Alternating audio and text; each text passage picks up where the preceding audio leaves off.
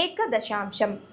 ஒருத்தருடைய ராசி சார்ட்ல எப்படி உலகத்துடைய அந்த ஃபுல் லைஃபும் உங்களால பார்க்க முடியுதோ அதே மாதிரி ஒருத்தருடைய ஏக தசாம்சம் அப்படின்ற அந்த டிவிஷனல் சார்ட்ல அவங்களுடைய பணம் சம்பாதிக்கும் திறனை நம்மளால ஈஸியா கண்டுபிடிக்க முடியும்.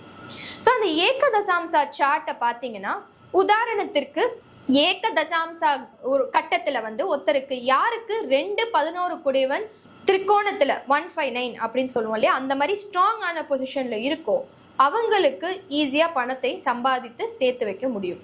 இதே ஆப்போசிட்டா எடுங்க, 2 குடைவன் 11 குடைவன் யாருக்கு 6-8-12 வீக்கான ஸ்தானத்துல இருக்கோ அவங்களால ஜென்ரலா பணத்தை ஈஸியா சம்பாதிக்கவும் முடியாது, சேர்த்து வைக்கவும் முடியாது. அதற்கான விஷயங்கள் என்ன அப்படின்னா சிம்பிள்.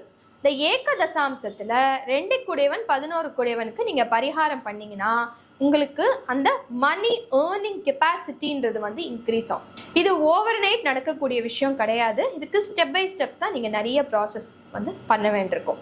இதுல செகண்ட் டெக்னிக் சைக்கிக் டெக்னிக். சரிங்களா? சைக்கிக் டெக்னிக்னா என்ன? நான் ஒரு சைடு பரிகாரம் பண்றேன், ஒரு சைடு ஹார்ட் ஒர்க்கும் பண்ணணும் இல்லையா. ஒரு குழந்தை பரிகாரம் மட்டும் பண்ணா ஃபர்ஸ்ட் ரேங்க் எடுக்க முடியாது இல்லையா.